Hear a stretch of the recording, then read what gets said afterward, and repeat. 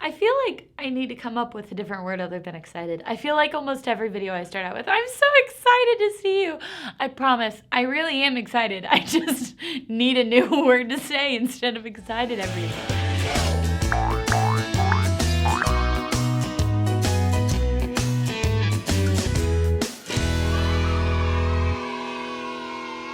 Good morning, HFC kids. I'm so excited to have you back with another week. I'm happy that you're joining us. I'm glad that you've tuned in, and we are here for another episode of our grand storyline of the Bible.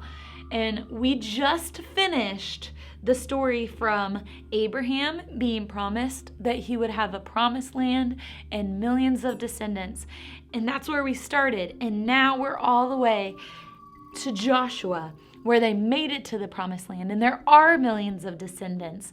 And this moment has come in that whole story. We put a nice bow on it, tied it up, and put it on the shelf last week.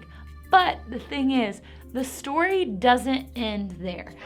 That's only this far into the Bible, and there's still this much still left to go. And we're just going to keep chipping away at stories here and there, talking about how God is faithful, about how God loves his people, about how God keeps his promises, and about how God has an amazing plan, and we just need to trust in him. But before we get into this week's lesson as to what comes next in the story of Joshua and the Israelite people in this new promised land, it's not exactly happy we're here and continues on forever.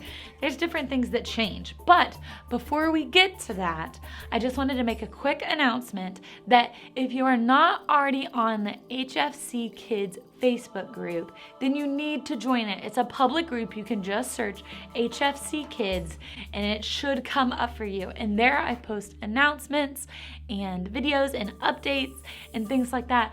But this past Wednesday, we launched a new series called the HFC Kids Show, where instead of just me sitting here talking to you guys, there are games and crafts and stories and little funny jokes and everything in these episodes of the HFC Kids Show. And it's featuring you guys, not me. It's not just me sitting there in front of the camera like right now. It's me filming you guys to create the HFC Kids Show, but that is only on the HFC Kids Facebook group. So if you are not already on that, moms and dads, in order to access those episodes, you have to be on the Facebook group. Also, if you watched this past week's episodes with the Matterns and you are interested in maybe doing an episode of your own, I'm pretty open to ideas for that. So if you have a special talent and you want to say, hey, can you do an episode where I do an interview and sing a special song, or I have this game that I invented that I want to teach you how to play, or I make this really good recipe and I want you to learn how to make it in your homes too. Things like that. Whatever is special for you and your kids, let me know, and maybe we can see if we can set up an episode for your family to be featured on the Wednesday evening HFC Kids Show. But that's only on the Facebook group. Now, as we dive into this week's story, it's going to look a little bit different than stories before, but also a little bit the same because it still features our big, amazing God, and he never changes. He continues to show us his power. He continues to show us how much he loves us and that he's faithful to us, but he never changes.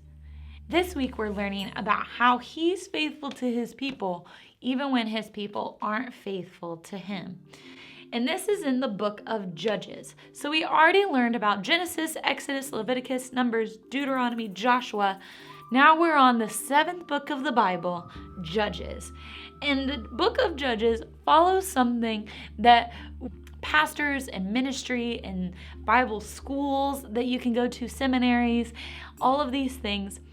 I didn't learn this big word until we got to college. Maybe you know it, maybe your parents know it, but it's called apostasy. Apostasy. And I'm going to put it on the screen right here. Apostasy. And it's not pasta, like Italian pasta, food. No. Apostasy is actually when you are following God and then you choose to stop following him, to be obeying him and then choose to start disobeying him, to be listening and then to choose to not listen. That's what apostasy means, to be there and then to choose to not anymore.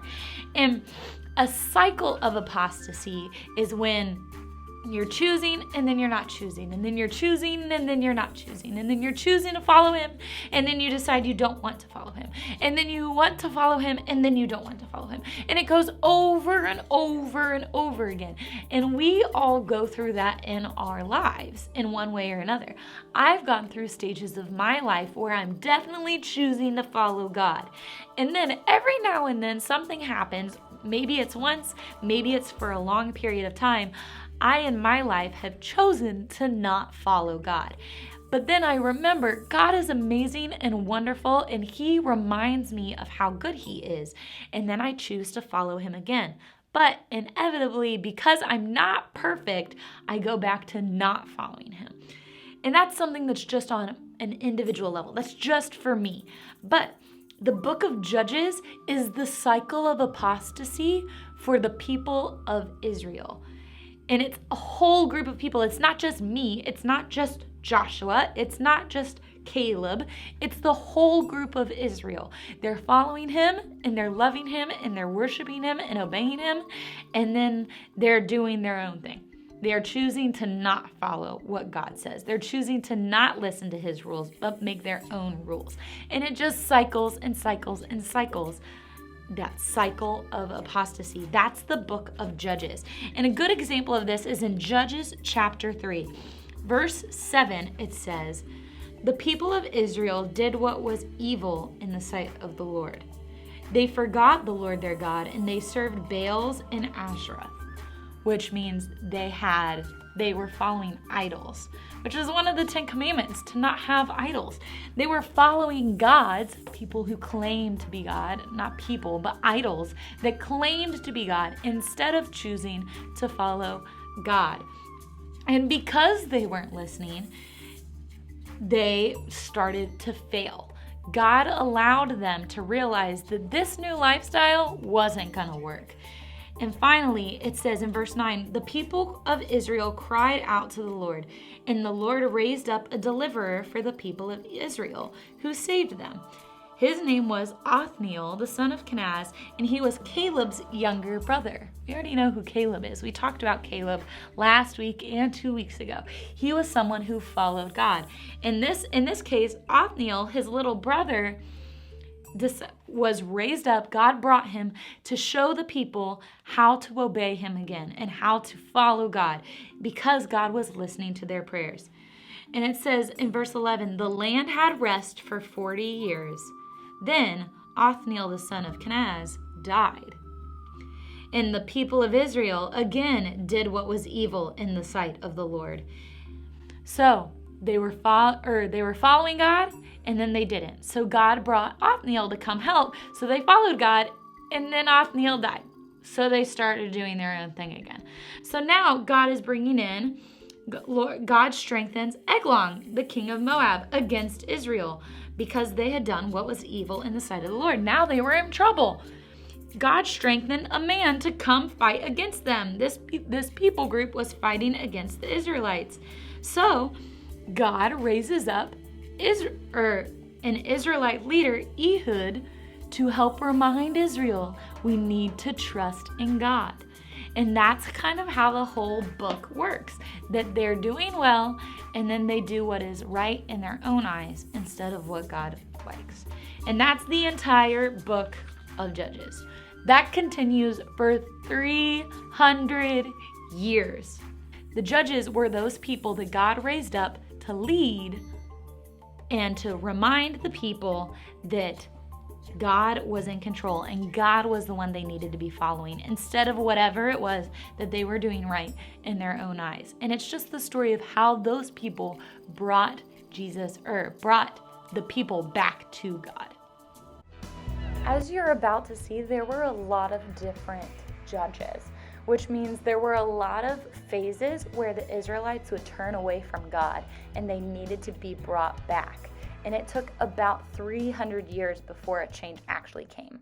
This week, we're going to focus on a judge named Gideon. And next week, we're going to focus on a judge named Samson. And those two people were in the book of Judges to show the Israelites that they needed to follow God. Now, the judges weren't perfect. These people weren't always amazing people. They weren't the biggest. They weren't the strongest. Well, that's another story for Samson. But they were just ordinary people. Or they were people that had some things wrong with them. That God wanted to use them, change them, and then they were going to be the ones that were able to show how powerful God really was. So if you're thinking of like a football game, if you have this football team playing against this football team, you can probably tell who's going to win, who's going to tackle harder, who's going to run faster, who's going to be stronger. It's pretty obvious, but God a lot of times still chooses people that look like this football team because He wants to prove that He can make anyone strong. He can do things that no one else can. He wants everybody to realize this type of team wouldn't be able to win on their own. But because they had God on their side, they were able to conquer this team. And this team might be all great when you look at them, but they're not following God. So they're going to lose. Kind of like in the story of Jericho last week. It didn't make any sense that just walking around a building and blowing trumpets was going to knock it down. God used something that didn't make sense to show that His power can do whatever He wants. He can make things happen that don't make sense to our brains just because He's that amazing and that powerful. This happened in the story of Gideon. First of all, Gideon was weak. He was the youngest of his people. His people were the weakest of all of the tribes of Israel. He came up with tons of excuses as to why he was the wrong pick to defeat the Midianites. This group of Midianites was coming into the promised land to try and claim it for their own. And they had every right to, because the only reason the people got the promised land is because they were following God. Now they weren't following God, so someone else gets a turn in the promised land. But the people decided that they were going to ask God for help again. They were going to come back around on that cycle and follow God. So God comes to Gideon and said, hey, I know you're small. I know you're young. I know that your tribe isn't really the best. But because of that, I'm going to use you to defeat the Midianites. And his army was only 300 people, whereas the Midianites would have been hundreds, thousands, maybe even tens of thousands of people. But Gideon was able to defeat them with only 300. And here's why. God had a clever plan. It says the 300 people split into 3 groups, and the 3 companies blew the trumpets and broke jars. They made a lot of noise. They held a torch in their left hand, and in their right hand they had trumpets to blow, and they cried out, "A sword for the Lord and for Gideon." Every man stood in his place around the camp, and the army ran. They cried out and fled. Because they made so much noise, 300 people sounded like thousands of people. And God used this special trick to confuse the Midianite army. It made it sound like there were tons of people outside being loud and marching closer. And they had tons of torches, so there must have been hundreds or thousands of them. In verse 22 of chapter 7, it says, when they blew the 300 trumpets, the Lord set every man's sword against his comrade and against all the army. The Midianites were so confused, they started fighting each other. God made it so that they didn't even recognize who their own teammates were, and they fought against each other and ran away. In this way, only 300 people were able to defeat the thousands of people in the Midianite army, because the Midianite army fought against themselves because God confused them. That's just one crazy story in the book of Judges. I encourage you and your family to read the story of Gideon, to read the story of Deborah and all these other judges, because it's kind of crazy, some of the stuff that God does to prove that he is more powerful than any man, but his people need to listen to him. Next week, we're going to talk a little bit more about this. We're going to talk about how God uses the judges to point the Israelite people back to him, to be like a ruler, to show that God is the most important thing that they could ever listen to or worship. So, I will see you next week as we learn about Samson, another really famous judge who does some crazy stuff because God's power is with him. Remember, God can sometimes choose the weaker team, the weaker person, to fight a big battle. That's going to come in handy a lot in the next couple weeks, because God likes showing off. God likes proving to everyone that he is the biggest and the strongest and most amazing thing to ever exist. So tune in this next series as we follow the Israelites in this new stage of life and how God just keeps showing off and doing some amazing things. So we will see you next week, boys and girls. I hope you tune in Wednesday for the HFC Kids Show and next week to hear these awesome stories. Bye!